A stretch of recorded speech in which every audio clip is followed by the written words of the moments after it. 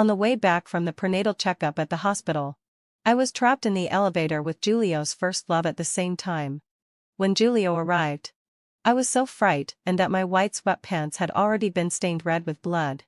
Elena, are you okay? Hearing his voice, my panicked heart finally calmed down. I touched my 7-month pregnant belly and endured the pain as I said to him, Giulio, my belly hurts so much. The baby. Giulio immediately interrupted me when he heard this. Don't be afraid. I'm here. Giulio. Just as Giulio was busy comforting me, the girl beside me suddenly spoke, with an incredulous tone in her voice. I looked up and saw her staring straight at Giulio, her eyes glistening with tears.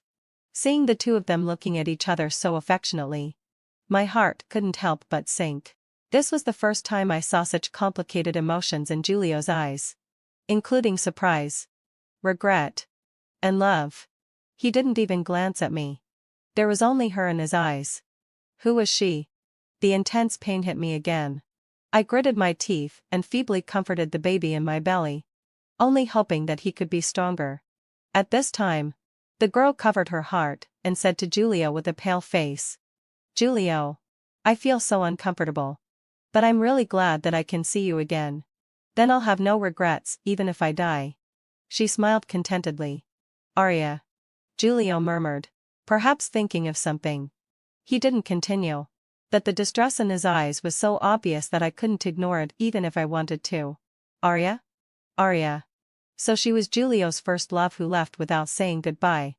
I had heard from Giulio's cousin before that Giulio had someone he liked very much, because she had a very serious heart disease.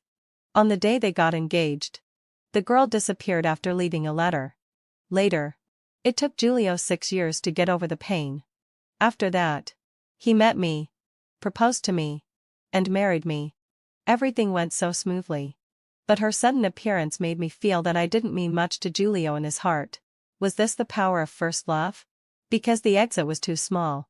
The rescue workers said that they could only rescue the pregnant woman first. But there's also a heart disease patient in there. I'm worried that she won't be able to hold on much longer. Giulio said, unable to help speaking up as he looked at the pale-faced Arya. Seeing that the rescue workers didn't respond, he quickly turned to ask me, Elena, are you okay now? Can you hold on? Giulio's actions shocked everyone. Although he didn't say it explicitly, everyone knew that his heart had already leaned towards Arya. The situation became awkward. Arya lowered her head and didn't say anything. Everyone turned to look at me. Please rescue me first. My baby can't hold on much longer. The baby and my survival instinct made it impossible for me to be so-called magnanimous. I didn't want to die. Nor did I want to be a saint. I was just a mother of a child. Giulio frowned deeply. It was obvious that he was caught in a dilemma at that moment.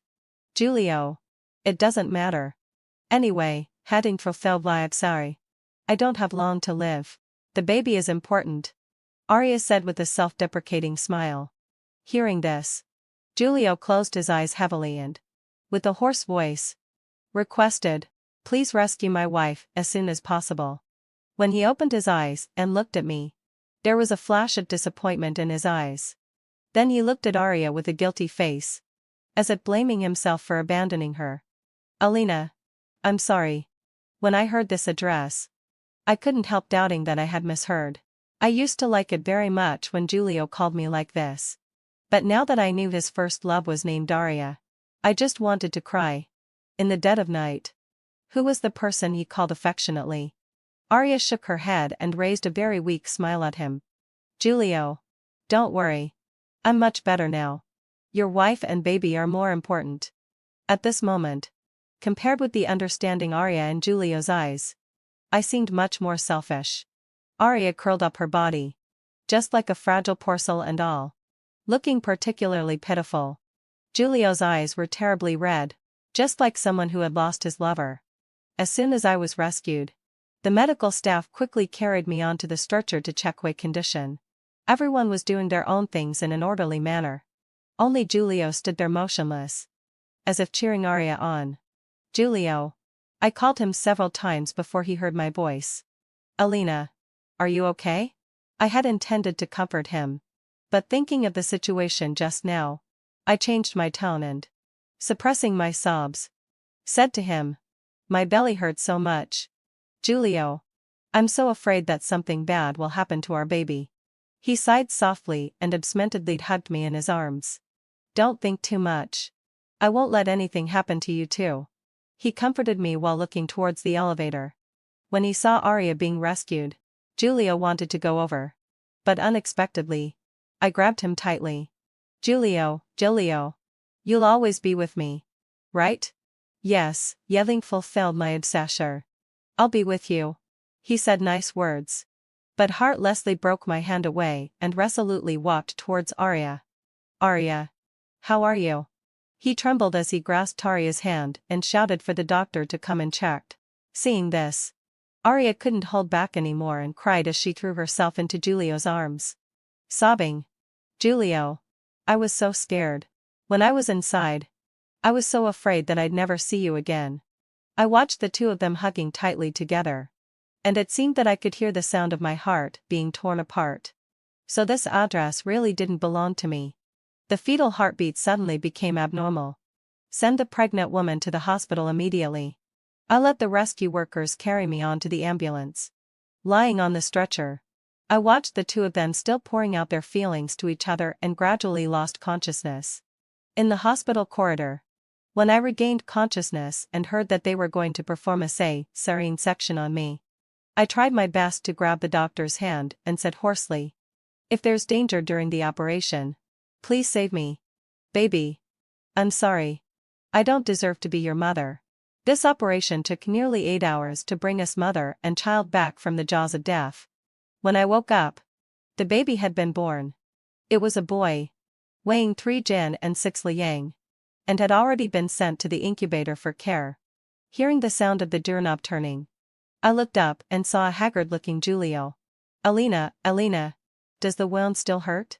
Hearing this address, I just felt disgusted. How could he be so shameless? After going through this life and death experience, except for the baby, I didn't care about anything else.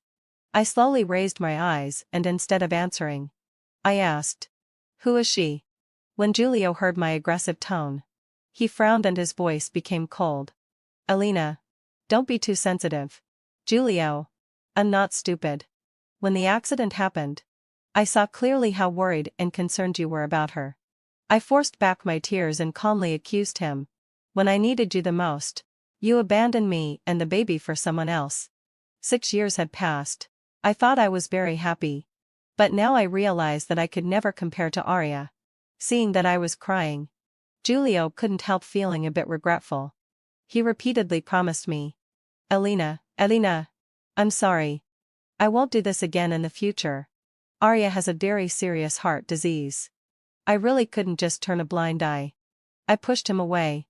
"Don't call me that. It's bad luck." Seeing that I couldn't push him away, I couldn't bear it anymore and bit his shoulder hard. I only heard a muffled groan. And then the strong smell of blood filled my nose. "Get out. I don't want to see you now." Julio was afraid that it would stimulate me and cause massive bleeding. So he could only leave. And I didn't see him again that day. Julio's parents were still out of town and couldn't rush back, so I had to do everything by myself. At 11 o'clock at night, the baby in the incubator suddenly had convulsions and the incubator room was in chaos. After being rescued, a doctor said to me who was waiting at the door of the operating room, "The baby was born prematurely and his breathing is not smooth." Maybe. She didn't finish her sentence. But I could guess that this baby might have a hard time surviving. I couldn't hold back anymore and cried as I grabbed the doctor's hand and choked. "Doctor. Please save him. No matter how much the medical expenses are, I can accept them.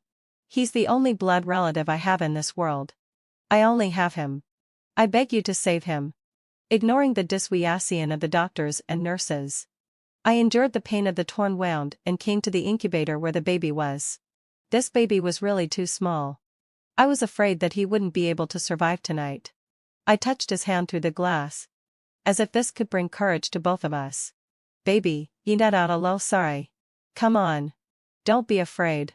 Mommy will always be with you." "Where's the baby's father?" "You just had an operation. You shouldn't get out of bed. A nurse beside me suddenly asked me. I wiped away my tears and said slowly. He's dead.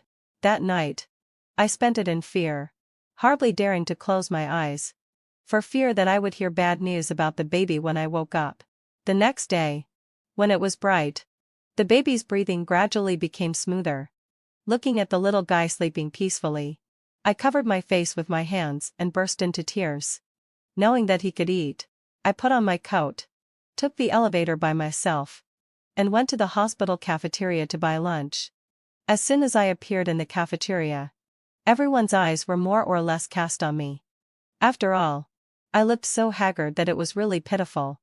Girl, where's your family? These foods are not nutritious. Chicken soup is the best for the confinement period. The aunt behind me couldn't help reminding me. Mom, perhaps realizing my embarrassment. A pregnant woman who was playing Honor of Kings on her mobile phone quickly interrupted her. After the old woman shut up awkwardly, the pregnant woman apologized to me with a guilty face. My mom is just a bit talkative. She didn't mean any harm. Don't take it to heart. I shook my head and smiled faintly without saying a word. Looking at this mother and daughter bickering, I thought of my mother. If she knew that I had suffered so much grievance, how distressed she would be. On my way back, when passing by the nurse's station, I accidentally heard several people chatting. Hey, that pregnant woman in Ward 801 is really pitiful. There's no one around her. And the newly born baby is as small as a kitten and can't even drink milk. I'm afraid he won't be able to. Don't talk nonsense. The head nurse beside her quickly scolded her. The little trainee nurse pursed her lips and muttered, "It's the truth anyway." I stood there in a daze for a long time. After they all left, I lifted my feet and left. At 2 o'clock in the afternoon, Giulio finally appeared, holding food in his hand. The logo on the bag was from the private kitchen that he and I often went to. Are you starving? Knowing that you could eat, I drove there specially to buy it and eat in Quaid for a long time. He said as he took it out. Seeing that he was still trying to take credit, I coldly interrupted him. Have you been to see the baby? Giulio was speechless for a moment. After more than 10 seconds, he smiled and said, I'll go to see him after you finish eating. I pushed away the chopsticks he handed over. Take them away. I've already eaten. If I had to wait for you to bring me food, I'd probably starve to death. Yeah. You probably wish I were dead. Then there would be room for your first love. But looking at her, does she still have the energy to keep you company? I curled my lips slightly and mocked him mercilessly. When Giulio heard me mention Arya, his face instantly changed. He thought I was being unreasonable and irritably undid the buttons of his suit and loosened his tie. Elena, when did you become so unreasonable? I picked up the fruit he had brought and threw it directly at him. Unreasonable? You don't feel the pain because the knife isn't cutting you. Do you even know that our child almost didn't make it last night? I stayed in the corridor all night, fearing that something bad would happen to him. I'm asking you. What were you doing at that time? Let me guess. You were probably by your first love's side, asking after her and being all solicitous. Giulio. Whose husband are you exactly? As soon as these words came out, Giulio's body couldn't help but stiffen. Seeing his reaction, I was basically sure that I had guessed right. He coughed and quickly explained, yesterday, Arya's situation was really dangerous. She almost died on the operating table. So I didn't have time to take care of you and the child for a while. The more he said it, the more guilty he felt. It's really my fault. Elena, you have a good rest. I'll go find the doctor right away and ask about the child's condition. Giulio was dispensable. In these days, he was always called away by phone calls. The time he spent taking care of me was less than 2 hours. I rested for 2 days. Instead of seeing Giulio's parents show up, I saw Uncle Lynn, whom I hadn't seen for over a year. He looked travel-worn, and there was mud on his shoes. It was obvious that he had rushed here overnight. Our Elena has been through a lot. His simple sentence made me burst into tears. In these 2 days, I could vaguely feel that my emotions were becoming more and more unstable, and I would burst into tears easily. Even an ordinary little thing could make me break down. Now that Uncle Lynn was here, I didn't have to worry about the little baby in the incubator all the time. It turned out that raising a child alone was so difficult.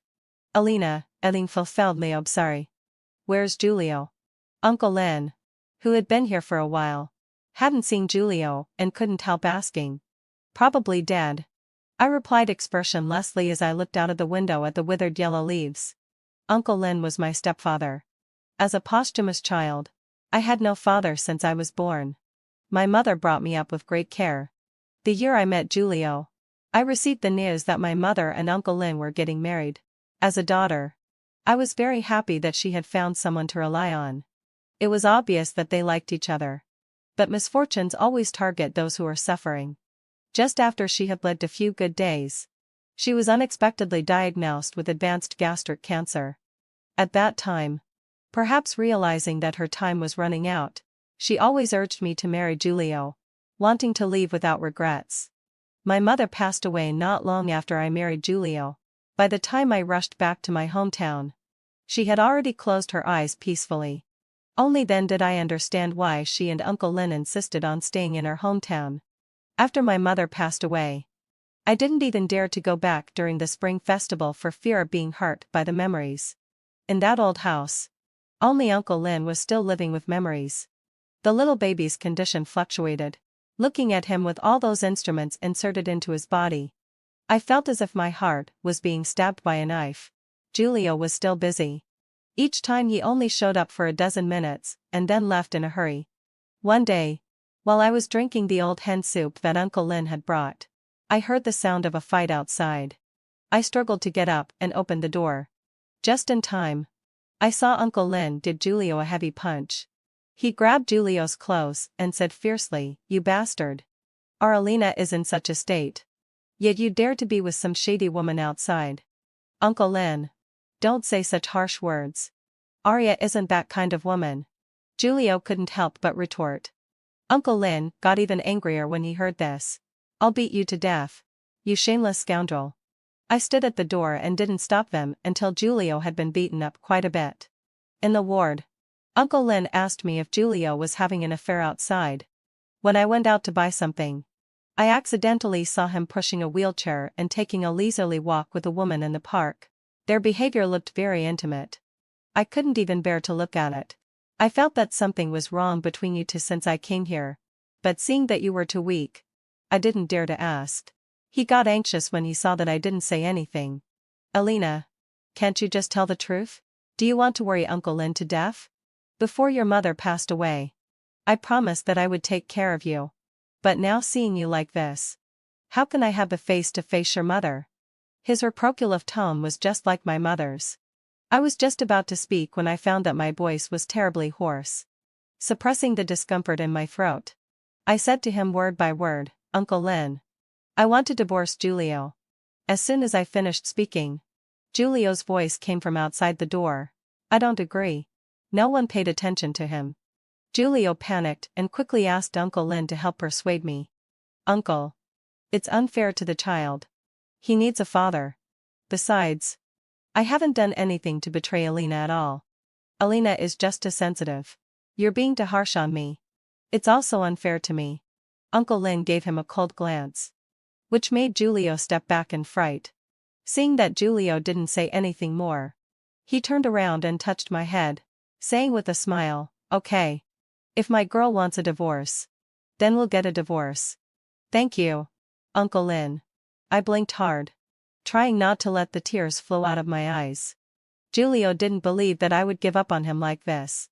With red eyes, he said, "Alina, don't be like this." I remained indifferent and said in a cold tone, "We can go to apply for divorce registration now. After the 30-day cooling-off period, we'll get divorced. From then on, we'll have nothing to do with each other. The child is mine. You can be as entangled with your first love as you like. Just don't disgust me." Julio didn't want a divorce and just said that I should calm down and then left. "Girl, don't be afraid. Uncle Lynn is here." Uncle Lynn quickly comforted me. "Afraid that I might do something stupid? Uncle, having fulfilled my obsession, can you do me a favor? Take some photos of Julio and that woman together. The more intimate, the better. I'm determined to get this divorce." After Giulio's parents arrived at the hospital and learned that Giulio was still entangled with Aria, they couldn't wait to drive him out of the house. Giulio's mother took my hand and earnestly persuaded me, "Child, it will be very hard for you if you get divorced. Don't worry. We'll teach that brat a lesson. Just give him one more chance." I didn't respond. This kind of marriage was meaningless. He couldn't forget his old lover. And I was still resentful about the days when I was alone in the hospital struggling to hold on. It was a deadlock. Only by burning our bridges can we save ourselves. As a highly educated family, Giulio's father and mother were quite reasonable. Seeing that I was determined to get divorced, they didn't force me to forgive Giulio in the end. Giulio's mother was a good mother-in-law. In these days, she took great care of me during my confinement. Because she was worried about her grandson, she was always shuttling back and forth between two places. The little baby was saved. But because he was too small, he still needed to stay in the incubator for a long time. Every time Giulio's mother went to see him, she would come back with red eyes. "Mom, thank you. And please understand my insistence." Giulio's mother sighed and kept saying that it was a misfortune for the family. "Your father and I have only had Giulio as our child since he was little. We thought he was just a bit indecisive. But we didn't expect him to be so muddled-headed. That Aria is the same. Since she gave up at the beginning, she shouldn't come back to pester him. Does she have to make it like this to be satisfied?" Actually, Aria's pestering didn't disgust me that much. What really disgusted me was Giulio's inability to let go. Since he couldn't clear his heart completely, he shouldn't harm innocent people. As the day for me to be discharged from the hospital was approaching, Aria suddenly appeared and said that she wanted to talk to me. "I don't have much time left to live. The reason I did all this was just because I was unwilling." She suddenly said this out of the blue, which confused me. "Miss Aria, I'm not familiar with you. You don't need to tell me these things at all. Don't tell me you want me to pity you and give Giulio back to you. Then take him. I won't see you out." I waved my hand inferently. Aria smiled bitterly. "If I could, I wouldn't want to tell you these things either. But I can see that Giulio has been really sad these days. He loves you very much. I never thought of destroying your relationship. I just wanted to see him one more time before I died, and wanted him to accompany me. That's all. If you don't forgive him, I'll never forgive myself for the rest of my life. Alina, Giulio is really innocent. All the mistakes are mine. I'm too selfish. I was afraid that he would forget me forever. So I tested his patience step by step and created opportunities to meet him again." With just a few words, Aria put all the blame on herself and even tried to morally blackmail me. The first love trying to persuade the wife to stay for the beloved one. What a ridiculous development. If the living first love is like this, wouldn't the dead first love be even more harmful? How stupid would I have to be to listen to her and forgive Giulio? Sorry. I've never taken other people's unwanted trash. Aria lowered her head when she heard this and said dejectedly, "Alina, do you know how much I envy you? I envy that you're his wife.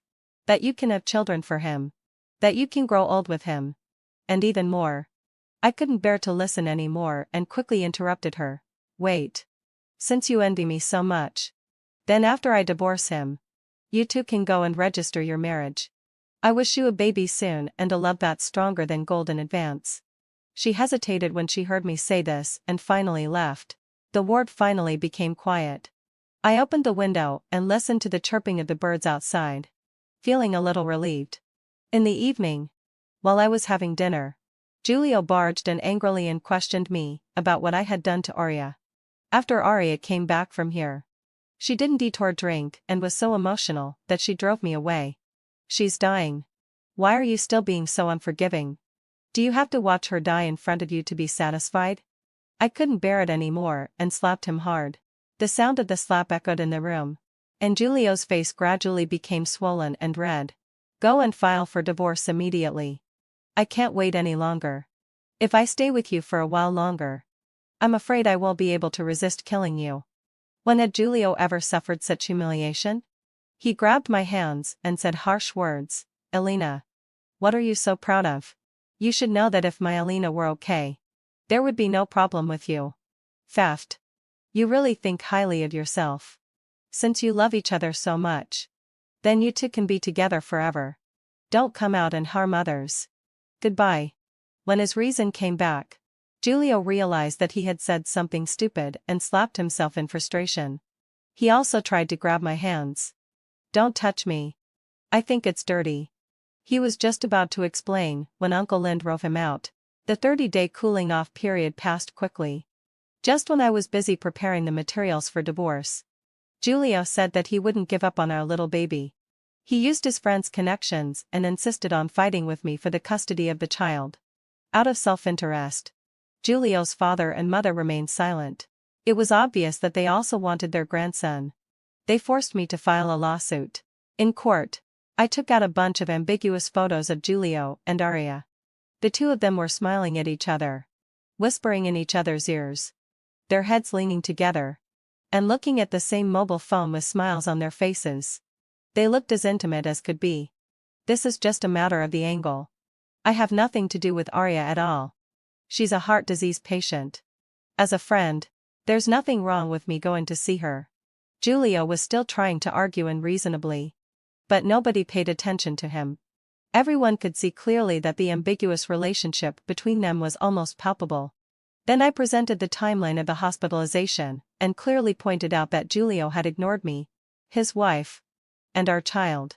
He had spent a long time staying with Aria, making her happy and helping her relieve her worries. Giulio's being a scumbag was known to all. Originally, having fulfilled my obsession, the civil code stipulates that for children under 2 years old, in principle, custody should be directly awarded to the mother. Moreover, Giulio was the party at fault. In this lawsuit, Giulio was completely defeated. The custody of the little baby was completely awarded to me. The mother, Giulio, was required to pay 5,000 yuan in child support every month. And I also got half of his property. Finally, having fulfilled my, Giulio and I got divorced. And I became a wealthy single woman. Walking out of the court, Giulio's mother ran over to stop me and stuffed a bank card and a real estate certificate into my hand. Her eyes were bloodshot, which showed that she had also had a hard time these past 2 days. Child, don't blame us. Your father and I just couldn't bear to part with our grandson. There are 2 million yuan in the bank card, and the house is in the city center.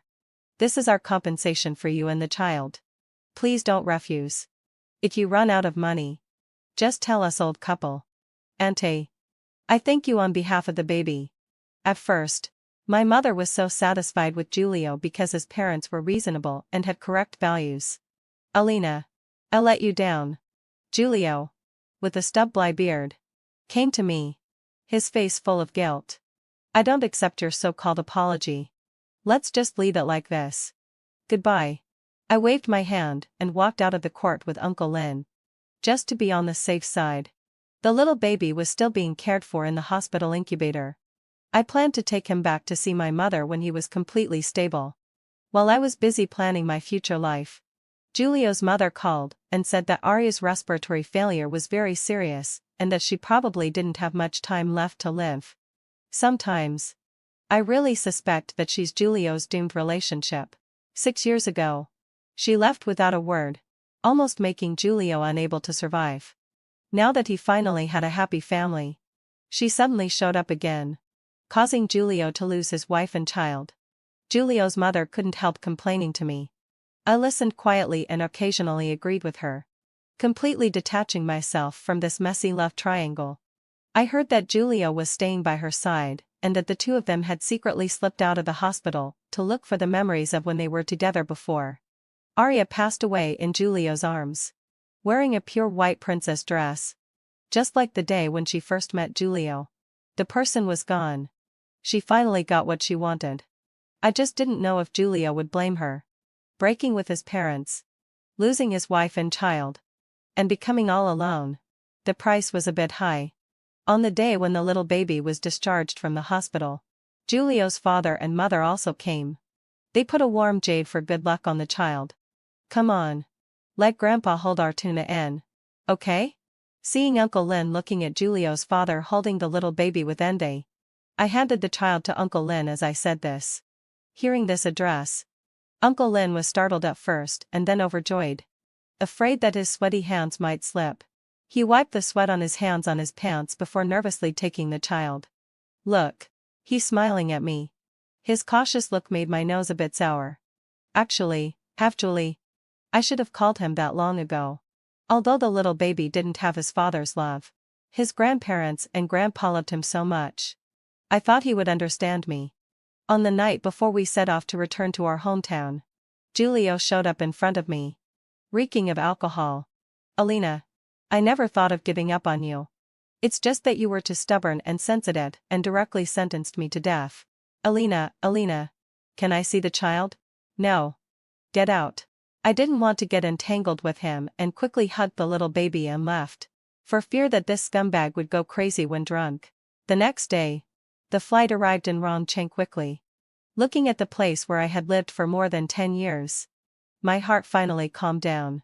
In response to the neighbors' intentional or unintentional inquiries, I didn't say much. I just said that I missed my mother and wanted to bring the child back to see her. After coming back, I didn't plan to leave. I just wanted to open a homestay here and take care of Uncle Lynn in his old age. Time passed quickly, and the little baby soon turned 5 years old. Julio's father and mother came to see him here every year. They also took the opportunity to relax and enjoy the leisurely time. The business of the homestay was neither good nor bad. At least it could make some money every month. So Tuna Ann and I didn't have to worry about food and clothing. The little baby had my surname and was named Tuna Ann, with the nickname also being Tuna Ann. For the sake of his mental health, I directly told him that Julio had gone to heaven. Alina, do you really not plan to forgive Julio anymore? In the past 5 years, he has worked hard and hasn't done anything out of line anymore. He only has you and Tuna Ann in his heart. He really knows he's wrong. Seeing that I had no expression on my face, Julio's mother summoned up her courage and said, "Besides, the child is too young. He also needs a father on his growth path. You can't not consider it for him. A prodigal who returns is more precious than gold. Why don't you be brave again? No matter how bad a son is, he's still one's own flesh and blood." They could forgive Julio, but I couldn't. He really didn't deserve it. Looking at the little baby playing with the cat and dog, I didn't see any sign that he needed a father at all.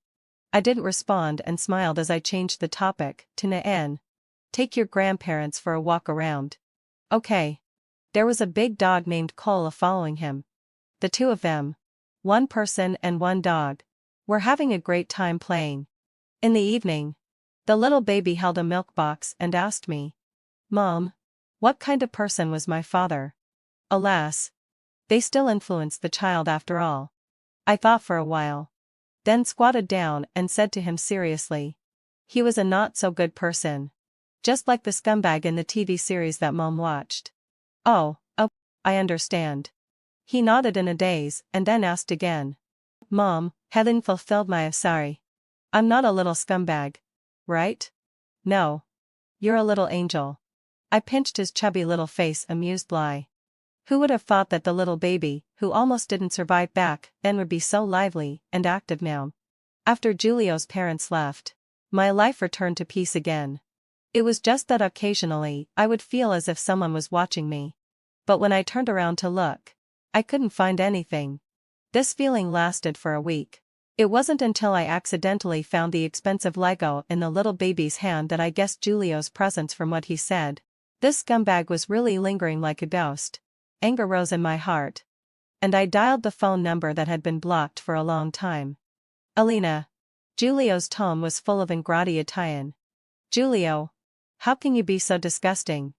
Now that your first love is gone, you think of me again. Don't you have any shame?" "It's not like that. I just wanted to see if you and the child were doing well. I don't need it." "Alina, I'm wrong. I didn't expect things would turn out like this. I just thought she didn't have many days left to live. So I couldn't bear to refuse her. I really didn't expect that you would be in such a difficult situation at that time. I'm really sorry." Julio started crying, sobbing. I didn't want to listen to his confession. This guy was just a piece of crap. "Don't waste your breath talking nonsense here. Stay away from my son. I'm afraid you'll corrupt him." If something goes wrong with my smart and sensible son because of you, I won't forgive you. After warning him, I hung up the phone and blocked him again. On the day Giulio was leaving, he called and said that he wanted to see the little baby one more time. Alina, after this meeting, I can promise that I won't pester you anymore and will start my own life anew. Just one meeting in exchange for peace. You're so smart. You shouldn't refuse. Right? Although I didn't want to agree. Compared to a momentary discomfort, I wanted to live the rest of my life steadily. A life without Giulio. The meeting place was chosen at the airport. Seeing Giulio again after 5 years. He looked pale. Like a walking corpse. As soon as he saw the little baby, he crouched down, asked carefully, "Can I give you a hug?" Seeing me nod. Lynn pursed his lips and agreed. "Just for a little while. You smell bad. Just like Grandpa Wang in the village." "It doesn't smell good at all." Hearing what he said, Giulio smiled awkwardly. When he got closer, I smelled the strong stench of alcohol on Giulio. No wonder the little guy was so repelled. "Now that we've met, I won't see you off. Wish you a bright future and a pleasant journey."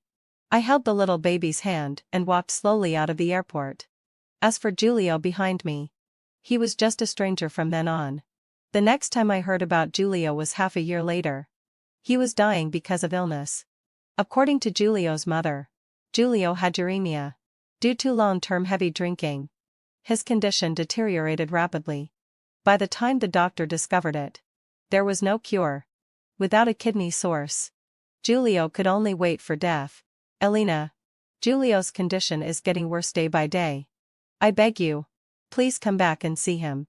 As a mother, I just hope that he can spend the remaining days happily." After hanging up the phone, I didn't know what to do for a moment. "Dad, do you think I should go to see Giulio?" According to Lynn's grandma, it's just a matter of 1 or 2 days. I didn't want to go, but I also had to consider Giulio's father and mother. After all, they really loved the little baby. Go. For the sake of the old people, and also to fulfill the father-son relationship between Lynn and him. After all, there will really be no more ties in the future. Uncle Lynn wanted to go with me, but I refused, because of my mother and me. He had already worked hard for half his life. I didn't want to trouble him with this trifle. As soon as I arrived at the exit of the station, I saw Giulio's father and mother, who had been waiting for a long time. They gave the little baby a perfunctory hug and then cried, saying that Giulio had been waiting for us. I raised my eyebrows and didn't say anything. In the ward, Giulio was lying weakly on the hospital bed, looking sickly. There was no trace of his former energetic appearance. "You're here." Not wanting to meet his passionate gaze, I coughed and looked around expressionlessly. He didn't care at all before, but now he was acting so affectionate. Giulio was really ridiculous. After Giulio's mother took the child out, the ward became quiet instantly. After a long time, he finally said, "Elena, Giulio, let me tell you the truth. The only reason I'm here is for the sake of your parents. I brought Lynn here now just to fulfill that meager father-son bond between you two. After you die, you'll have nothing to do with him anymore." As soon as these words were spoken, Giulio's face instantly turned ashen. "Elena, do I really mean nothing to you in your heart?" Seeing that I didn't answer all along, the light in his eyes slowly went out. "No. Giulio died and passed away at 3:35 in the afternoon." Giulio's mother threw herself on the hospital bed and wept bitterly. Giulio's father also quietly had his eyes turn red. The whole ward was in chaos. Walking out of the hospital gate, the little baby asked me with a puzzled look, "Mom, kano kuaswamayo?" Who was he? Looking at the sky filled with the glow of the setting sun, I answered him seriously. "A person who made mistakes. A person who was stubborn and refused to see the truth. Baby, edu fulfill sashin. Mom hopes that you can be kind, brave, free and easy in the future, and be able to love and hate straightforwardly. Don't be as awkward as he was." The child didn't quite understand what I meant, but seeing how serious I looked, he still obediently agreed. "Let's go. Let's go home." Under the afterglow of the setting sun, the two of them, one big and one small, left hand in hand. Extra story of Giulio. After Giulio died with resentment in his heart, he was unexpectedly reincarnated. He was reborn on the day when Alina had an accident. In this new life, Giulio looked at Arya, who was clutching her chest just like in the previous life, with a complicated expression. "Giulio, I'm so uncomfortable." He didn't respond. Instead, he looked at Alina with a worried expression, fearing that something bad would happen to her. "Alina, relax. You and the baby will be okay." With Giulio's comfort, Alina quickly calmed down. This time, Giulio didn't pay any attention to Arya. After saying a few casual words, he stared at Alina with all his heart and eyes. This time, he just wanted to cherish her and wouldn't let himself end up separated from his wife and child like in the previous life. Without Giulio's hesitation and delay, the rescue this time was even quicker than last time. By the time Arya was rescued, Giulio was already gone. She finally realized that he had fallen in love with someone else and that he really didn't love her anymore. In the ambulance, Giulio kissed Alina on the forehead and smiled contentedly. "Alina, I'm so happy that you're still willing to talk to me. Fool. You haven't done anything wrong. Why wouldn't I talk to you?" Thinking of how heartless Alina was in the previous life, Giulio nervously held onto her hand tightly. "Ouch. Giulio. You're hurting me." Alina, I'm sorry. I didn't mean it. I'm just so concerned about you." The more Alina looked at Giulio, the more she felt that something was wrong with him. The current Giulio was so worried about gains and losses that he didn't look as confident and energetic as before. "Giulio, are you hiding something from me?" Giulio's heart skipped a beat. Afraid that Alina would really notice something unusual, he affectionately touched her head and confessed without showing any signs of it. "Alina, the girl who was trapped in the elevator with you just now is my ex-girlfriend Arya. The one my cousin said was the runaway bride." Seeing that Alina didn't say anything and remembering the scenes from the previous life, he was so scared that he solemnly swore, "Alina, I only like you now. There's no so-called lingering affection for the past at all." Alina still didn't say anything, and Giulio became more and more panicked. After a long while, she burst out laughing, looking at Giulio with her eyes curved like crescent moons, which made him stare blankly. How many years had passed in the previous life? He hadn't seen this smile again. "But it seems to me that she still has lingering feelings for you." Alina wasn't stupid. The inexplicable look in that girl's eyes made her understand that there was a complicated love story between the two of them. "But I only like you now." Having a second chance at life, Giulio knew exactly what Alina needed. Pregnant women are easily sensitive. If he hadn't broken her heart so thoroughly, how could she have been so heartless?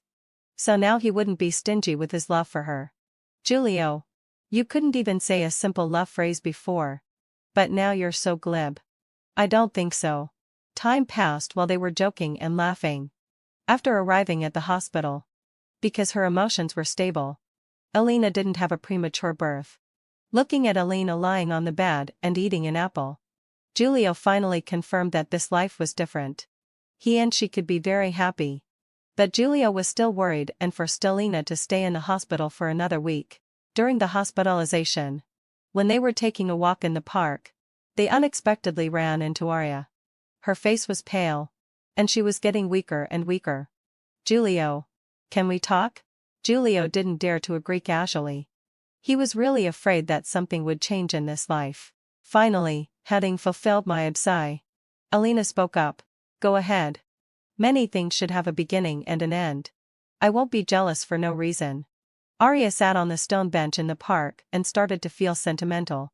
"Giulio, I'm sorry. I was so headstrong back then and let you down." Giulio shook his head and said that he was very happy now and had already forgot and all the right and wrong from the past. Seeing the figure not far away, he smiled contentedly. "Arya, take good care of yourself. My wife is a bit tired and we need to go back first." After saying that, he walked towards Alina with big strides. Arya looked at the man's departing back, bit her lip gently, and squatted on the ground, crying bitterly. Time passed quickly, and soon it was the day for Alina to give birth. Just like in the previous life, Alina gave birth to a boy. When he cried, His voice was loud. He was a chubby little guy. Completely different from being so thin and small in the previous life. In the ward, Julio looked at the sleeping mother and child and wept with joy. On countless late nights, he would wake up from his dreams in a panic, fearing that all of this was just a beautiful dream. Fortunately, it was all real. Seeing Alina's arm exposed, he was just about to help her cover the quilt when he heard Alina's cold voice. "Don't touch me. It's dirty." Julio was so scared by her icy look that he fell to the ground. In a daze, time and space shifted. And Julio, lying on the hospital bed, completely woke up. Looking at the expressionless Alina in front of him, he smiled bitterly. On the verge of death, she didn't even let him have a good dream. The end. I was on the night shift in the early hours of the morning when an ambulance brought a girl who was in a coma to the hospital for emergency treatment. The girl was bleeding heavily and urgently needed to be rescued. I dialed the emergency contact number in her mobile phone. The man on the other end of the phone who claimed to be her husband turned out to be my husband. I had no choice but to perform a dilation and curettage on the girl myself. Hearing the familiar voice, my movement of putting on gloves paused for a moment. My first reaction was whether it was just a similar voice. "Doctor, why isn't my wife answering the phone? What's wrong with her exactly?" Suppressing my voice that was just recovering from a cold, I patiently told him that an urgent operation was needed now and asked the man to come to the hospital as soon as possible. "Doctor, I'm abroad and can't come back now. Please save my wife. She said she didn't feel well after dinner." Abroad? What a coincidence. It just so happened that my husband, Yehuda, flew abroad on a business trip yesterday. "Sir, please leave a phone number so that we can contact you after the operation." The man on the other side didn't seem to recognize my voice and recited the phone number in one breath. After hearing it, my heart sank. That was Yehuda's private phone number. Very few people knew this number. And at least I wasn't included among them. The reason I was familiar with this number was that I had a photographic memory for numbers. I had seen this number in his mobile phone records. And the owner of the number was Yehuda. At that time, I thought it was for work needs, and didn't think much about it. Until one time, Yehuda ordered medicine and some sex toys to be delivered to our home, and accidentally left this number as the recipient's phone number. Although the delivery guy later helped him take the urgently needed items to the right place, it didn't prevent me from realizing that Yehuda was having an affair. With a life at stake, I pulled myself together and prepared for the operation. Judging from the girl's heavy bleeding, it should have been caused by taking several emergency contraceptive pills after getting pregnant. The girl herself realized something was wrong and dialed 120 for help. The emergency nurse told me that she had taken emergency contraceptive pills. I calmly examined the girl with a pale face. A nurse also quickly got the result of the blood test. The white blood cell count was as high as 10,000. It seemed that I was right. She was more than 2 months pregnant and had bleeding during pregnancy. After the ultrasound confirmed that it was an intrauterine pregnancy, I performed a dilation and curettage on her according to the emergency treatment plan to stop the bleeding. The baby couldn't be saved. In the ambulance, the emergency nurse had already injected a hemostatic agent into her. However, the amount of bleeding at that time was so large that the girl went into shock before she even arrived at the hospital. Fortunately, having fulfilled I'm known as a master in gynecology and was quite proficient in dealing with her situation. The bleeding stopped, and the girl's breathing and pulse returned to normal values. According to the operation procedure, the nurse sent the scraped tissue from the uterus in the operation tray for pathological testing. After the operation, the girl was sent to the general ward. I took off my sterile gloves and washed my hands over and over again under the faucet, until the nurse asked me in confusion, "Aliyah? Are you feeling unwell somewhere?" Only then did I realize that my fair hands had been rubbed red by me repeatedly. It's okay. I was just lost in thought. Even after spraying a lot of disinfectant on my hands, I still felt that my hands were covered with dirty blood. I couldn't help thinking maliciously, if it hadn't been my shift tonight, would this girl have died along with her unborn child? An operation that was simple for me didn't mean that others could handle it so easily. Not everyone could seize the golden time for saving a life. It seemed that I had saved the life of Yehuda's lover. But I also aborted his child with my own hands. Could this be the child that Yehuda had been longing for?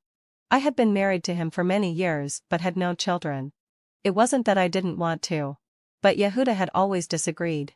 He kept telling me that he was a dink double income, no kids. If I had a child, he would divorce me. To prevent any future trouble, he even had a vasectomy in the hospital next to mine. At that time, he only informed me after the operation. He held my hand and swore, "Aliyah, I'll only love you in my life. I don't want a child to take away your love for me." Yehuda was domineering. He knew that as a virtuous and workaholic woman, if I really had a child, I would surely focus on the child and my work. By then, I would indeed neglect him. But when did he have the vasectomy reversed? Or was it that the girl named Vivian was pregnant with someone else's child? I'm not the kind of person who likes to overthink things. All I needed to do was to conduct a paternity test on Yehuda's hair from home and the scraped tissue. And everything would be clear. I'm not a dink. In my heart, I had always wanted to be a mother. But because I loved Yehuda, I was willing to make some sacrifices. Maybe when he wanted to be a father in the future, it wouldn't be too late. It just so happened that I could also focus on fulfilling my dream of becoming a doctor while I was young. Over the years, I had made rapid progress in the medical field and became the leader in gynecology in the city. With a successful career, I had completely accepted that we were a dink family. As long as Yehuda and I loved each other, not having children wasn't a big deal. But in the end, Yehuda let me down. When I went to check on Vivian, the girl in her 20s, weakly fluttered her big obsidian-like eyes and thanked me, "Dr. Aliyah. Thank you," while saying words of gratitude. Her eyes kept sizing me up, as if she were sizing up a relative. I was sure that when she saw me, she didn't even glance at my name tag, so she knew me beforehand. I patiently asked her about her condition after the operation. But she pulled my sleeve to get close to me. "Dr. Aliyah, I'm sorry to have caused you trouble." I brushed her hand away extremely uncomfortably. "Vivian, your husband said he would come to the hospital later. Don't take medicine randomly when you're pregnant in the future." After hearing my words, her face turned extremely pale. And she even helplessly held my hand. "Dr. Aliyah, did you call him? How did you know his phone number?" Her face was full of horror. I was extremely puzzled. "You were in a coma due to heavy bleeding at that time and the situation was critical. There was only one emergency contact in your mobile phone. We were just following the procedure." I was made to doubt whether I had misunderstood Yehuda by her reaction. But then my phone dinged in time. The paternity test report came out. There was a parental relationship between them. After hearing my words, Vivian quickly went to check her mobile phone. When she saw the emergency contact's phone number, she bit her lips tightly. It was as if that phone number was a devil making her both hate and fear it. My intuition told me that Vivian's performance didn't seem to be fake. There must be a story between her and Yehuda. The intimacy she showed when she first saw me didn't seem to be pretended. In front of me, she quickly deleted the emergency contact. "Dr. Aliyah, could you please not tell him that I had a miscarriage because I took emergency contraceptive pills?" I hesitated and asked her, "Did you know you were pregnant?" Vivian was on the verge of crying and nodded with great sadness. He watched me closely. I didn't want the child, but he insisted that I give birth. I think fulfilled obsession. If you don't want to have a child, you can discuss it with your husband. Giving birth is a woman's right, not an obligation. Even if he doesn't agree, he has no right to interfere with you. As a doctor, I couldn't accept that she had been so reckless with her own life just to get rid of the child. "Do you know that you almost couldn't be saved?" My serious tone didn't scare Vivian. She laughed at herself. "If I had really died, it would have been better." I was filled with doubts. If Yehuda wanted a child, he could have told me. Why did he have to force Vivian to give birth? If it was an affair, it should at least be consensual. But looking at Vivian's appearance, she was clearly being forced. Or was it that she knew she was a mistress and was about to be exposed? So she was acting with me? If so, as a mistress of this level, she could be called an Oscar-winning actress. I definitely couldn't outwit her. I stared at Vivian quietly, trying to find some flaws. But she seemed to be immersed in pain. Even if I died, he wouldn't let me go. He's a devil. Out of my duty as a doctor, I asked for her consent. Did your husband abuse you? Do you need me to call the police for you? I didn't actually find any signs of abuse on her body. Hearing the word police, Vivian started trembling all over. No, don't call the police. It's useless to call the police. They'll make my life worse than death. They? Were there others forcing her together? Seeing that her mental state was a bit abnormal, I had to sit down and comfort her. Okay. I won't call the police. But can you tell me what they did to you? Maybe I can help you. If Yehuda had really done something inhumane behind my back, I wouldn't stand by and do nothing. Since I knew that Yehuda was having an affair, I had completely given up on this marriage. It's just that we had been married for many years and had deep entanglements of interests. I didn't want to let the scumbag take advantage easily. The private detective I hired had secretly investigated many times but couldn't find any traces of Yehuda's affair. Vivian was the only breakthrough I had for now. After hearing my words, Vivian's mood stabilized a lot. Dr. Elia. As long as you don't tell him that I deliberately had a miscarriage by taking medicine, I'll be okay. I wouldn't blindly believe Vivian and just casually agreed. If Yehuda knew that I had performed the operation, how could he come to me to ask about Vivian's situation? I walked out of the ward, ready to go home and rest after work. But the matter of Vivian's miscarriage kept lingering in my mind. Without being sure whether Vivian was acting or a victim, I wouldn't trust anyone blindly, nor would I act rashly. I found the private detective Mystic and gave him Vivian's basic information. After hearing my description, Mystic frowned tightly. As a man himself, he also couldn't figure out what trick Yehuda was playing. If he was keeping a mistress outside, Vivian's reaction didn't seem like that of a mistress. If it was a misunderstanding, the child was indeed Yehuda's. Anyway, the fact that Yehuda was having an affair was already established. With Vivian as the breakthrough, Mystic focused mainly on her. The next day, when I went to work at the hospital, I was surprised to learn that Vivian had been taken away by a strange man. I frowned and asked the head nurse, "Didn't you stop him at all? Was she willing to go or was she forced?" Elia. She kept her head down and didn't dare to speak from beginning to end. The man didn't listen to persuasion either. He said he was her husband and even showed the marriage certificate. I had a video call with Yehuda across the ocean today. And he was still abroad. Where did this husband come from? We had no choice. The family member made a big fuss. So I had to let him sign the informed consent form for voluntary discharge and let him take her away. Where's the informed consent form? Let me have a look. While flipping through the discharge materials in her hand, the head nurse mused and asked me nervously, "Elia, is there something wrong?" I took the materials and glanced at the flamboyant signature. For some reason, it felt familiar. However, no matter how hard I tried, I just couldn't remember where I had seen it before. The family members made a fuss. But there's nothing we can do. Fortunately, having fulfilled my accept, Vivian's condition isn't too serious and she should be okay. Just to be on the safe side. After taking a picture of the signature on the informed consent form, I went to the corridor and dialed the phone number left at that time. It took a long time before the call was answered. The beeping sound somehow gave me a bad premonition. I didn't give up and dialed again. Finally, having fulfilled my desire, someone answered the phone. But the voice belonged to a different person. It sounded as hoarse as sandpaper rubbing against the table. "Hello? Who is it?" I snapped out of my daze in astonishment. "Excuse me. Are you Vivian's husband? I'm the doctor who performed her abortion surgery. How is she doing now?" There was silence on the other end of the phone for a while. And then the sound of things being smashed could be heard. The man on the other end cursed angrily. "What the fuck gives you the right to kill my son? Don't pretend to be kind and concerned about this bitch here. She couldn't even keep the baby. Why doesn't she just die?" After saying that, I heard the dull sound of a stick hitting flesh, followed by Vivian's cries, "I'm sorry. Please forgive me. I can give you another baby."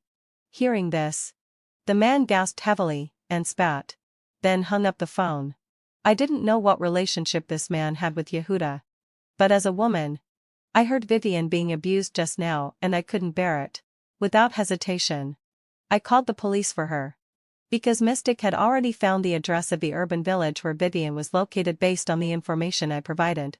And in the video he took from me through the window with a drone, the man wearing a baseball cap injected an unknown liquid into Vivian, and she immediately fell to the ground unconscious.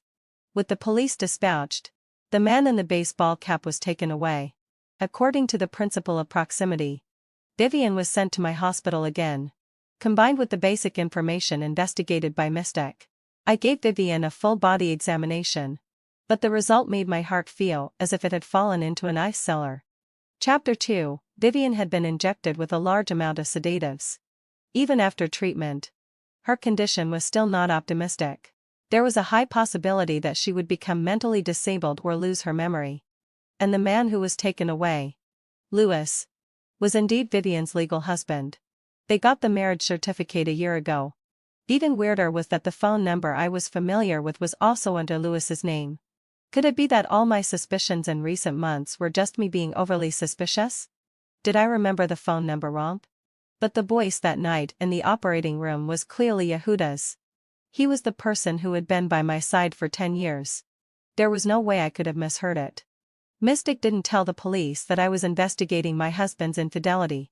He just said that he was a drone enthusiast and happened to have filmed a video of Lewis's misbehavior. However, Lewis was released soon after being investigated and having his statement taken at the police station. The reason was simple. Vivian had a serious history of mental illness, and the hospitalization records from the mental hospital were quite complete.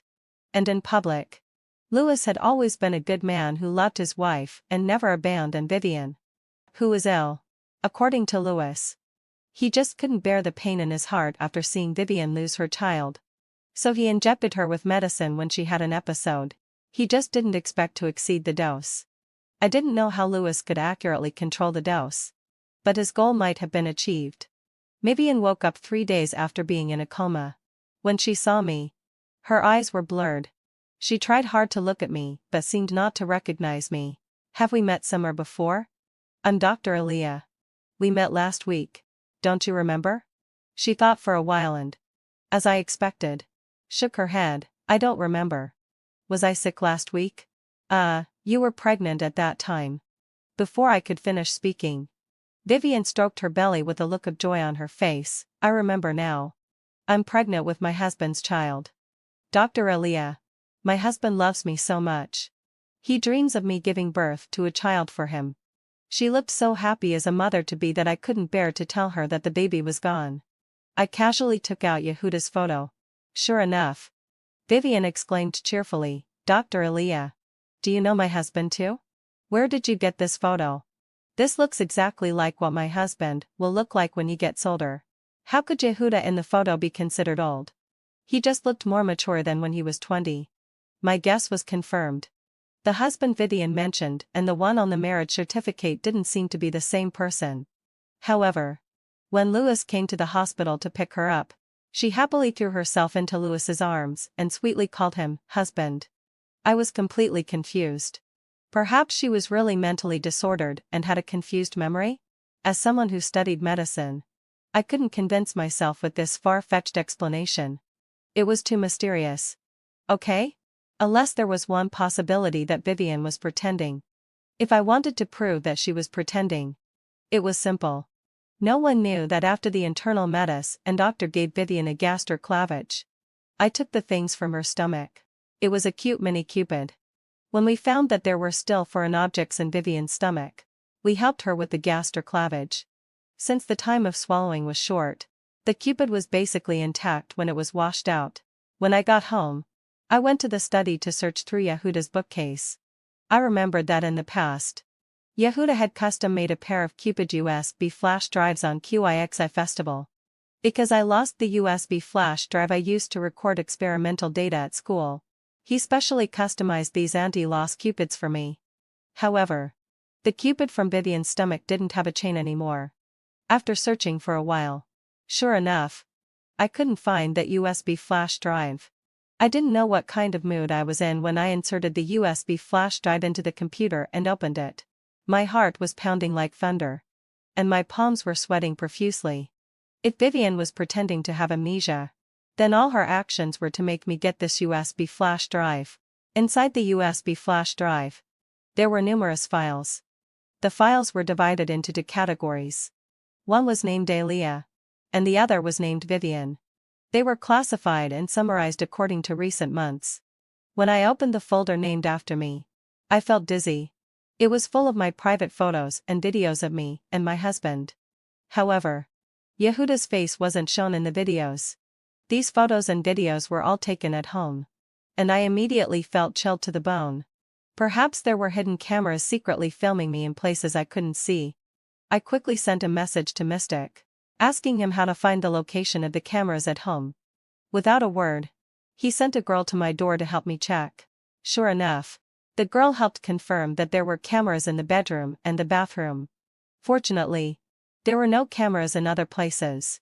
To avoid alerting the enemy, I didn't let the girl remove the cameras. I had to see what was in Vivian's folder before deciding on the next step. As a woman, the girl was extremely sympathetic to my situation. We both knew tacitly where those photos and videos had ultimately gone. The girl opened her laptop and quickly hacked into the cameras. Unless the other party was a master hacker, they wouldn't notice that the cameras had stopped working. After opening Vivian's folder, my heart trembled even more. Vivian had suffered inhumane treatment for 2 years. Perhaps, just because of insufficient memory, more hadn't been saved. She didn't have any mental illness at all. She was just one of the targets of Yehuda's revenge. From the records of his abuse of Vivian, I restored the whole truth. Yehuda and I didn't know each other originally.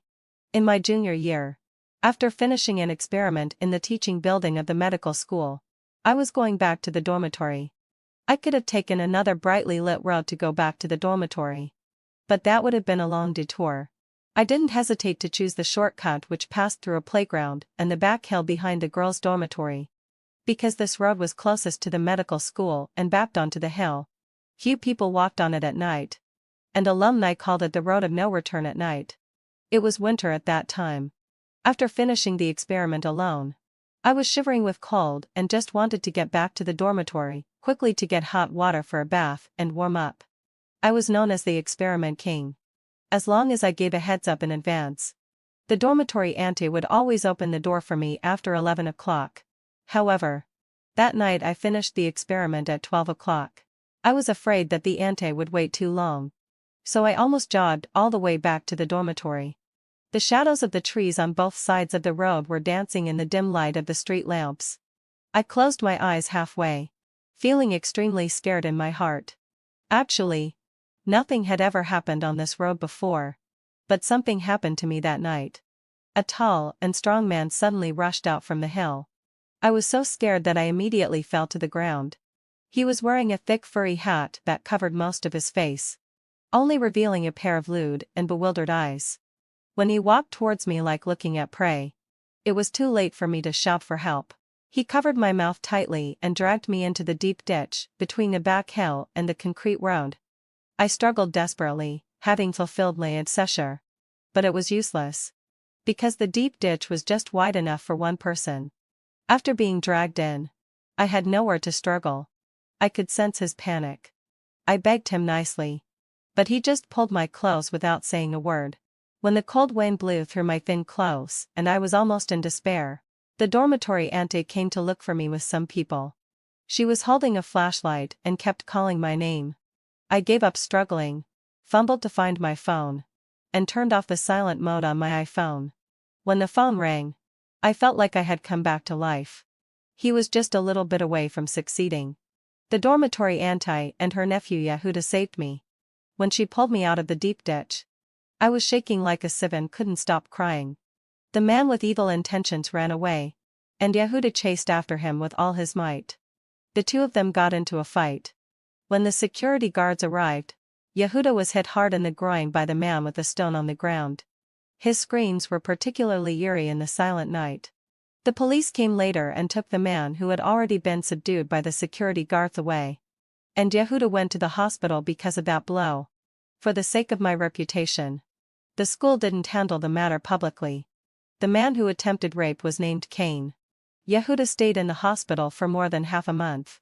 Although I was embarrassed about his injured part, my conscience made me muster up the courage to visit him in the hospital every now and then. It was also at that time that I fell in love with him secretly. The aunt and nephew who saved me from danger in the deep ditch in the cold winter were the heroes in my heart, like the ones coming on colorful clouds. When Yehuda recovered completely, we confirmed our relationship. The dormitory auntie treated me like her own daughter every day, and couldn't wait for me to graduate and marry into Yehuda's family. Yehuda treated me extremely well. He respected me and never crossed the line. Even though it was extremely hard for him to hold back. He said that he didn't want our relationship to be improper. He said that although the attempted rape didn't succeed, it had left a huge psychological shadow on a girl. He hoped that the most beautiful moment for us would be when he married me. After getting our graduation certificates in our senior year, we got married on QIXI Festival. A moment of spring night is worth 1,000 pieces of gold. At that time, we were deeply in love and sweet. I never thought that the injury Yehuda suffered when he saved me 2 years ago had left hidden dangers. It turned out that he didn't not want to have children at all. It's him who is infertile. He knew early on that he would never have children in his life. However, he didn't give up. Because the doctor told him that there was still a chance of curing his usparashmi caused by trauma. It's just that he was seriously injured at that time.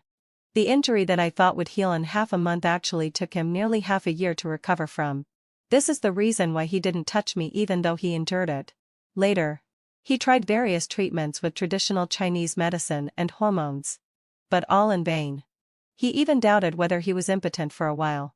As a man suffering alone from the torment and pain of being unable to have descendants or even being unable to have normal sexual function, I can understand that. However, he turned love into hatred. He hated me for staying in the laboratory so late and only going back home then. He hated me for asking his aunt to leave the door open for me. He hated that he just went to send his aunt a midnight snack but was forced to be a good Samaritan and ended up having no descendants. It turned out that his being aloof from me that year wasn't because he considered that I was busy graduating. It was that he himself wanted to break up with me. But he wasn't reconciled. Since he was infertile, which woman would be willing to be with him in his life?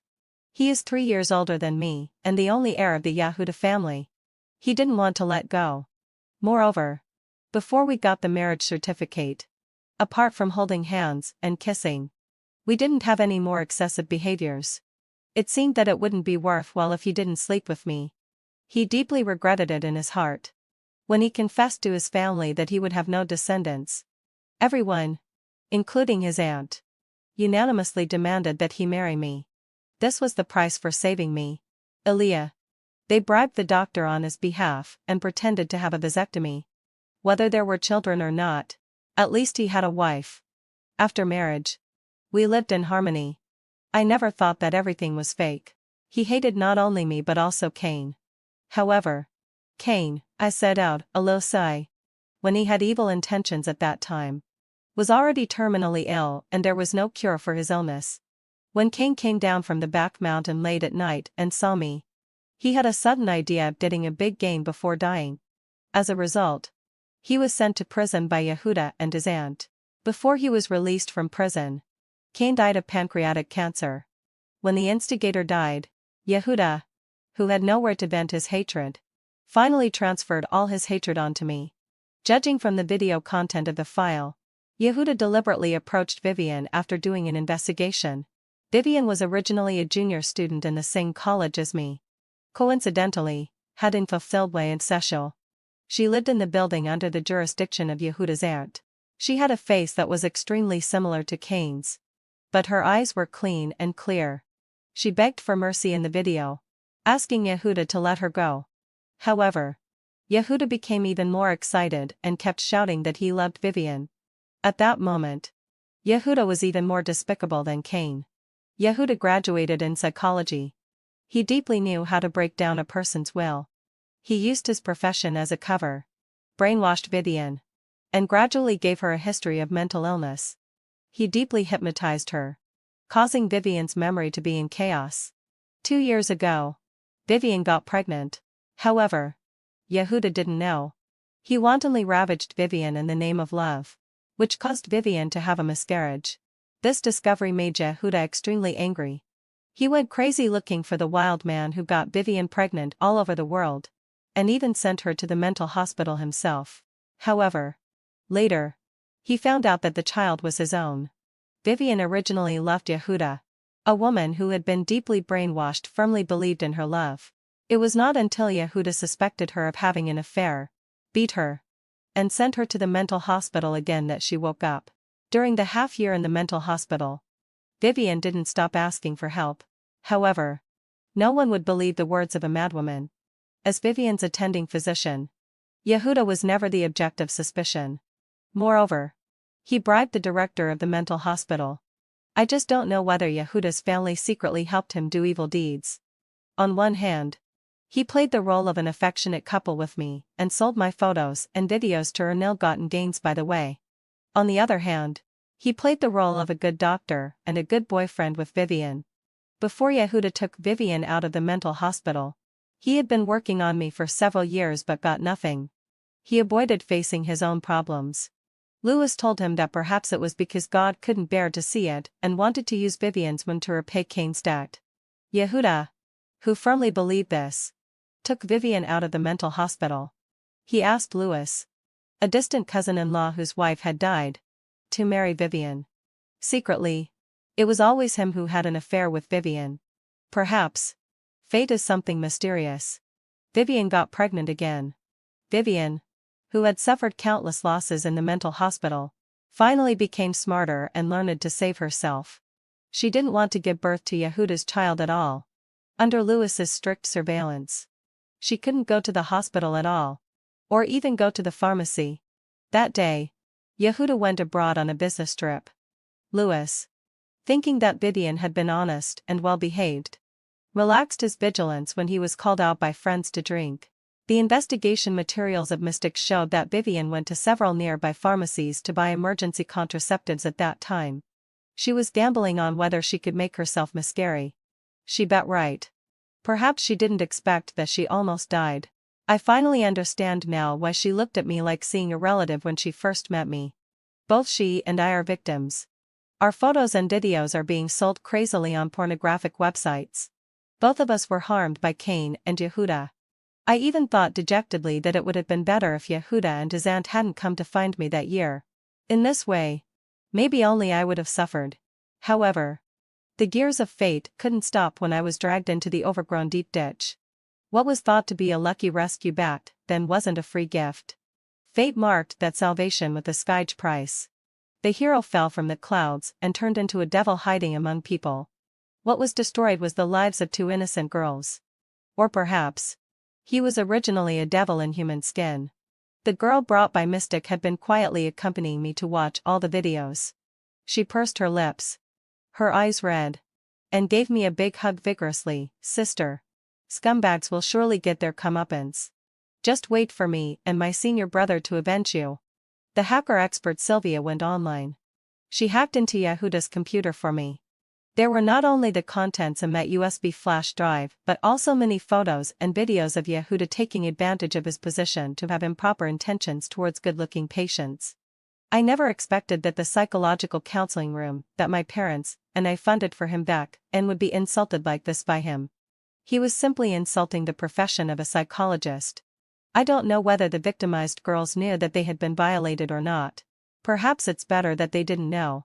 After all, as a psychologist, the girls who came to seek help from Yehuda all had some psychological problems. If they knew that the doctor they trusted had done such despicable things to them, would their conditions worsen? Sylvia followed Yehuda's account and found the dark web where he sold illegal videos and pictures. These low-class websites change their locations frequently, and their security can't stand scrutiny at all. Sylvia downloaded all the user information without leaving a trace.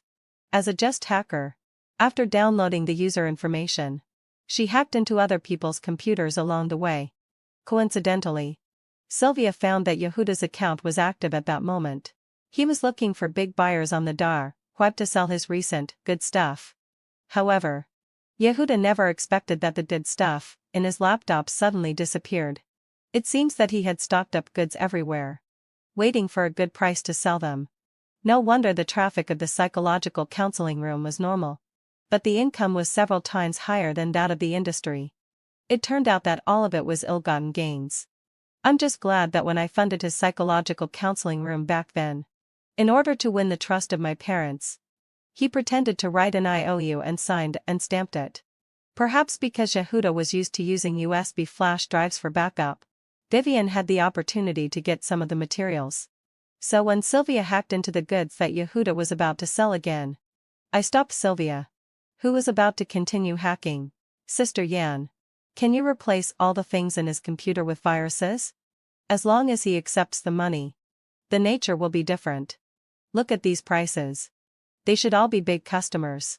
Sylvia understood immediately and looked at me with admiration in her eyes. Sister, you're so smart. One hand received the money, and the other hand delivered the goods. Yehuda on the other side of the ocean, with trembling hands and an excited heart, clicked to send the compressed file with one key. And countless computers across the country went black in the middle of the night.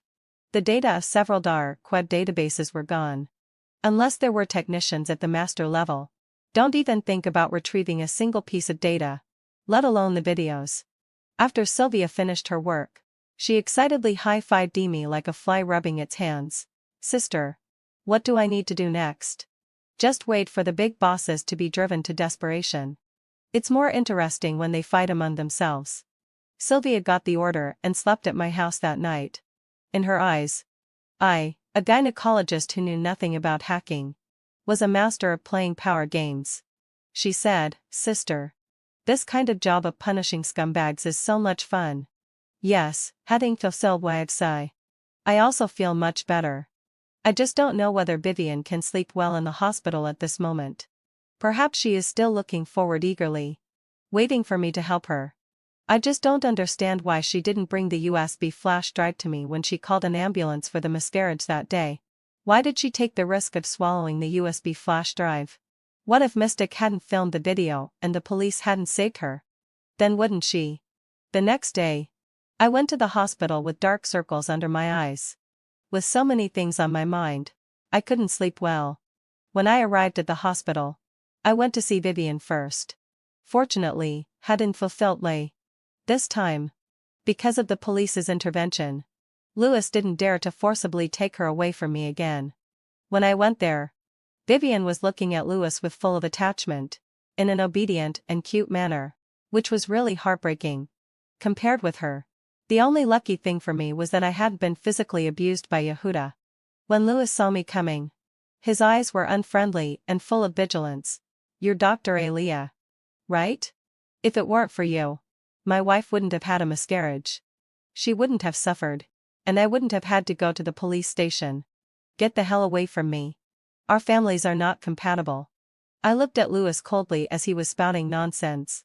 I have to say that the ability of bad guys to shift the blame is quite impressive. If I hadn't known that he was afraid that he couldn't explain his failure in guarding to Yehuda when he came back, I would have applauded his passionate performance. He really deserved to be a scum in the same family as Yehuda. I once saw Louis's signature in Yehuda's study. Yehuda claimed that it was the information of patients. I didn't pay much attention at that time.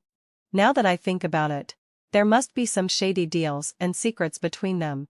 Louis, relying on the fact that he was Vivian's legal husband, I really couldn't do anything to him for the time being. But when Sylvia and Mystic find out his dirty deeds, I'll see how long he can still be so arrogant.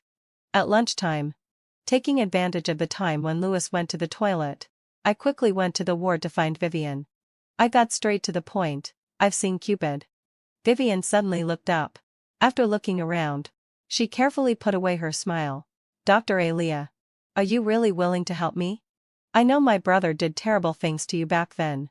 I apologize to you on his behalf. I'll repay you by being at your service for the rest of my life. So, she really knew about it. However, she was different from Yehuda. As Cain's younger sister, she didn't hate me. This little girl knew that for every grievance there is a debtor, and debts should be repaid. But Yehuda, after playing the hero, went back on his word and became a brute. No, even calling him a brute was an insult to animals. I patted her on the shoulder. Vivian. We're all victims in this tragedy. How could I just stand by and do nothing? You shouldn't have risked your life like that. What if I hadn't saved you? What if I hadn't discovered Cupid?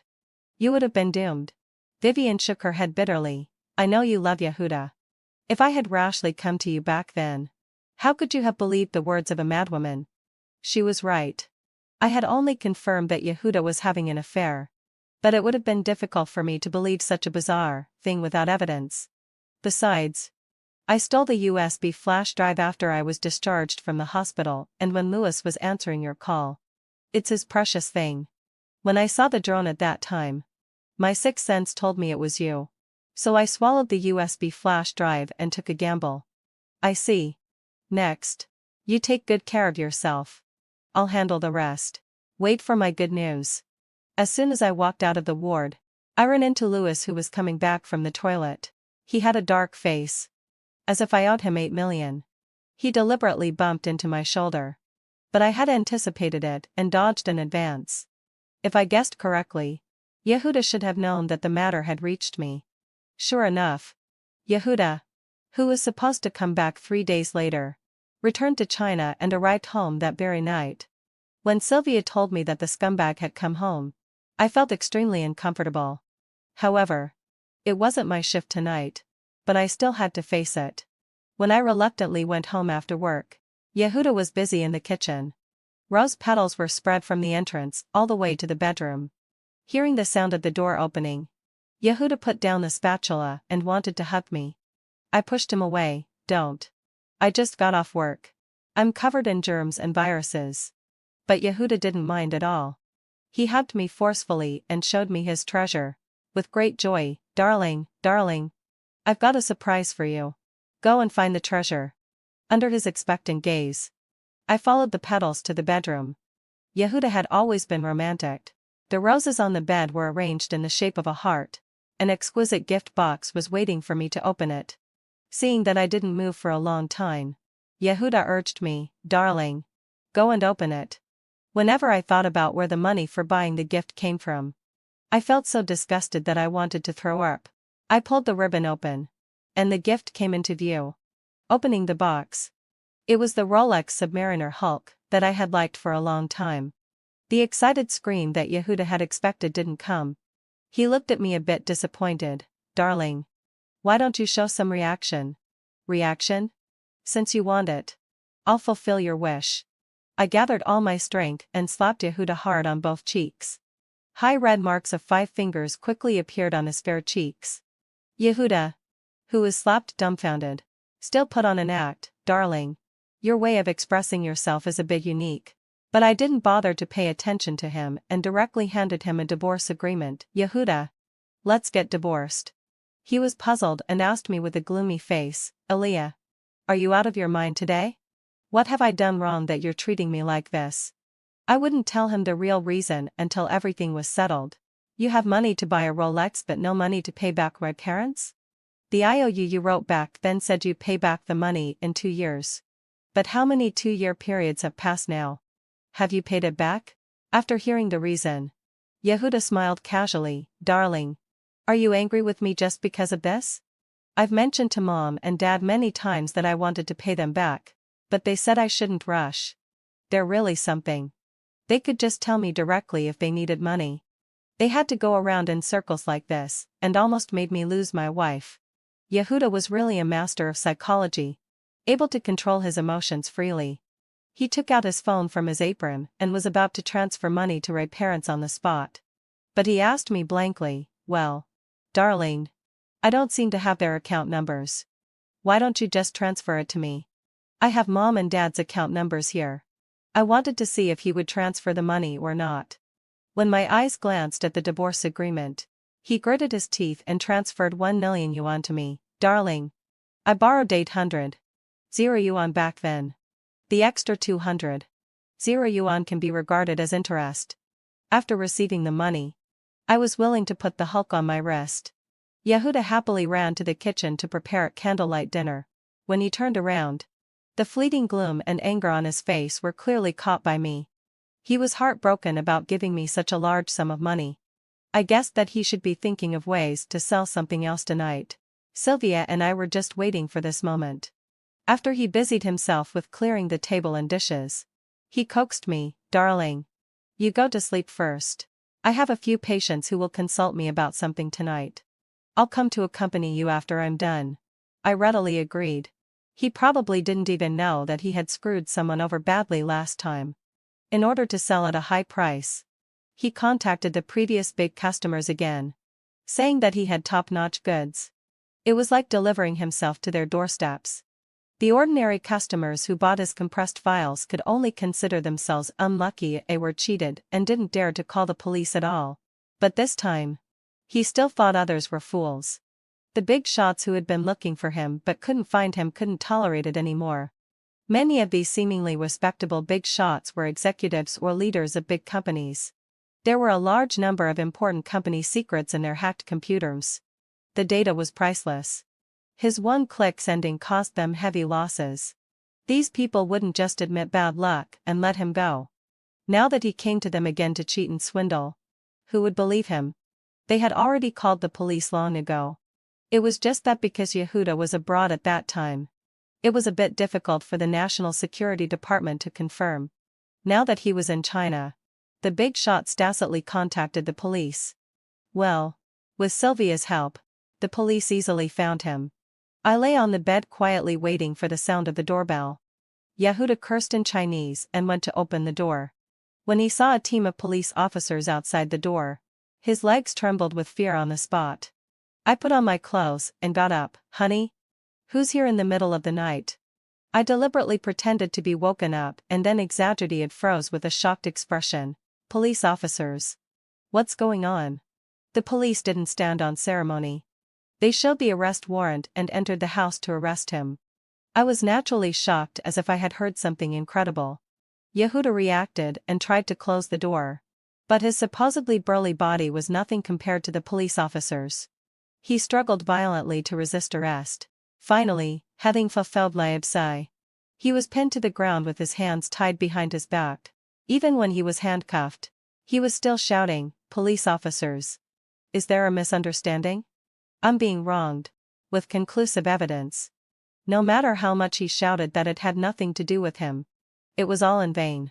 Sylvia just did as I told her and installed a few viruses in his folders. He sent out the files himself and received the money. His desperate resistance in the end was just a joke. Finally, having fulfilled l'objet, Yehuda was punished for several crimes.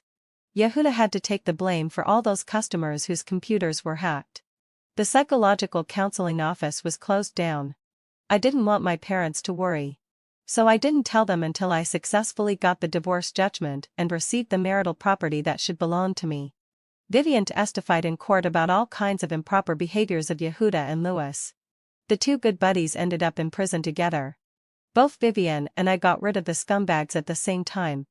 Given that there were many victims in Yehuda's case and most of them had mental illnesses, the court chose to hold a closed trial. This was also a disguised way to protect those innocent girls. When the judgment was announced, Vivian hugged me and cried uncontrollably, "Elia. Thank you. If it weren't for your help, I really would have had to take them down with me." She knew that Yehuda wouldn't be willing to let her die. He was still counting on Vivian to carry on his family line. All that awaited her would have been endless abyss and darkness. If it had really come to taking them down with her, how insignificant was the strength of a weak woman like her. Yehuda and Louis might not have received the punishment they deserved. In the courtroom, Yehuda's family was full of anger and wished they could dismember Vivian on the spot. However, when the secret was finally revealed, they were shocked and ashamed to have such a family member. They even didn't have the face to see me. Finally, having fulfilled l'objet, everything was settled. Vivian and I, who were forced into the gears of fate, along with Mystic and Sylvia, raised our glasses to celebrate our victory. Congratulations on getting rid of the scumbags. Cheers to victory and a new life. At this moment, I was extremely grateful that I was the emergency doctor on the night when Vivian had heavy bleeding. I was also grateful that when Louis went out for fun and got drunk, he set the call forwarding to Yehuda by himself. These wonderful coincidences were the gifts that fate gave us. The end.